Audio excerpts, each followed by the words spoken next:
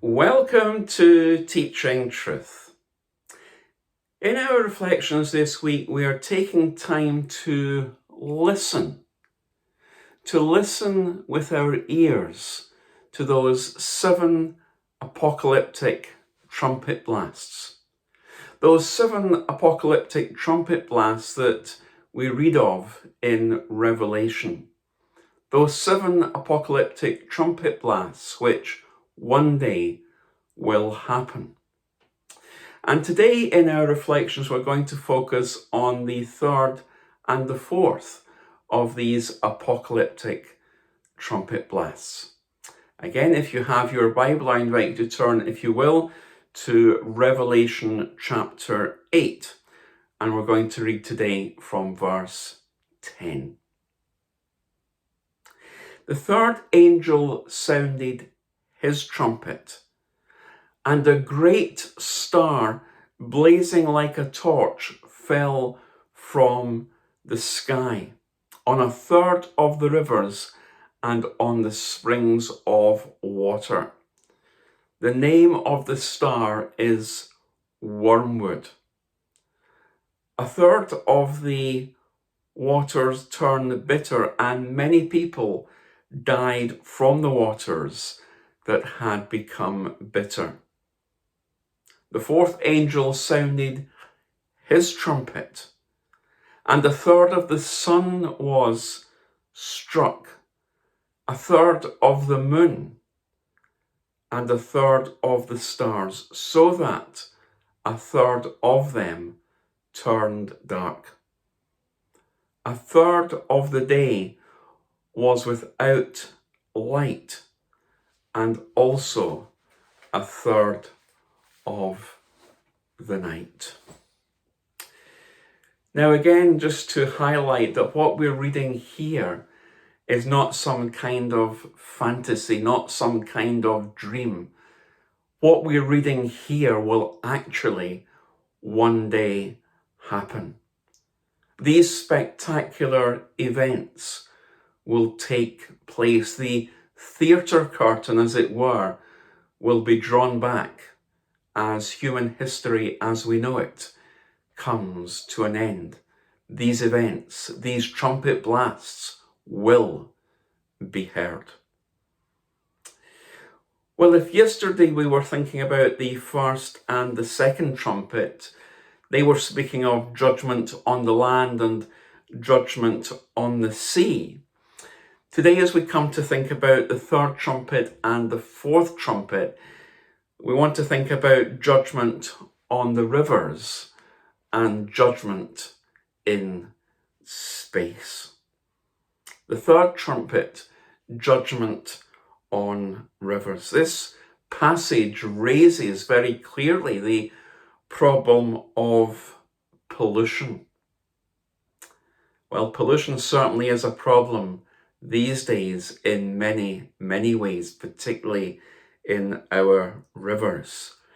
But what we read of here in the Revelation is a mysterious device that will, in exploding, fill the atmosphere with noxious gases that will be absorbed by the rivers and fountains of water with poison and poison them.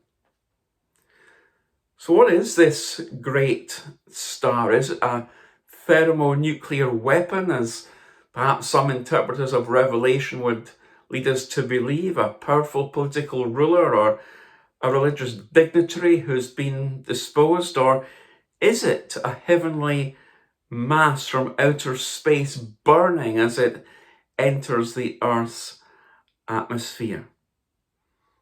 Well, I think it's the latter, because it takes us back to the fact that God is the one who enacts the judgment. This meteorite, this star, descends and locates the exact spot that ensures the pollution of the waters. The star is called Wormwood.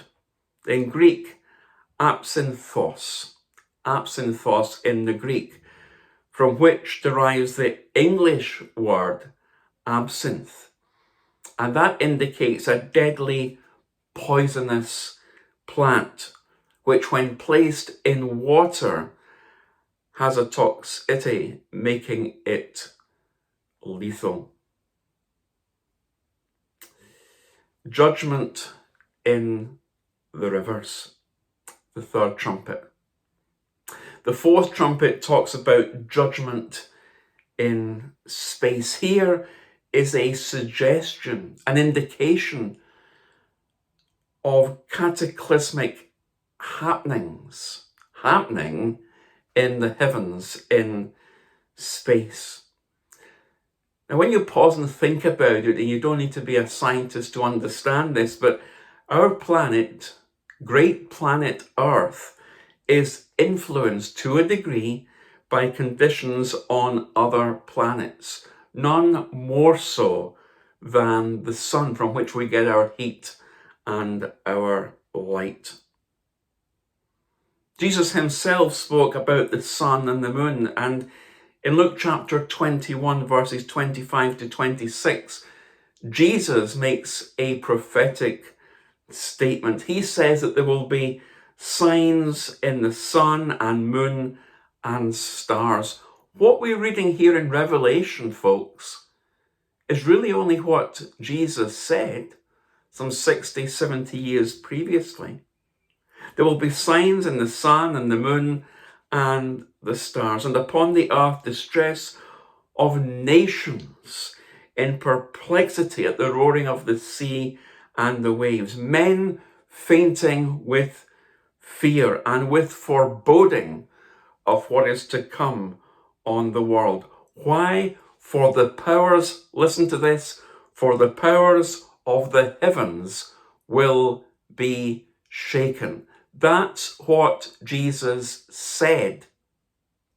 And that's what Jesus was revealing to John on the Isle of Patmos. The powers of the heavens will be shaken. It's interesting what the late Donald Grey Barnhouse, one of the former ministers of 10th Presbyterian Church in Philadelphia, says about this. He reminds us that the Greek word for heaven is uranos, from which we get our word uranium. And he says that the word for powers is dunamis, meaning explosive power, from which we get our word, yes, you've guessed it, dynamite. And the word which is used for shaken is salevo, which means to set off balance. And therefore, he says that the literal translation of this is very impressive. The explosive force of uranium shall be set off balance. The explosive force of uranium shall be set off balance.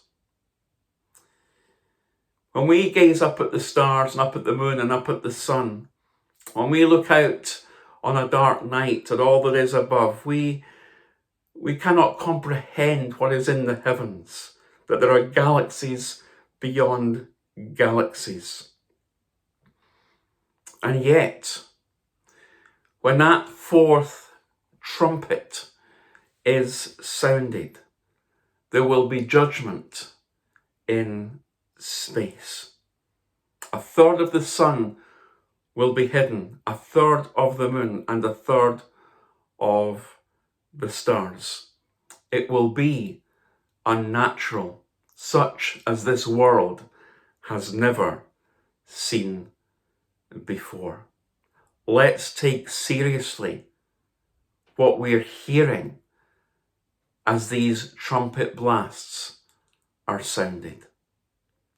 Join me tomorrow in Teaching Truth as we take time to listen to the fifth and the sixth of these trumpet blasts, these apocalyptic trumpet blasts.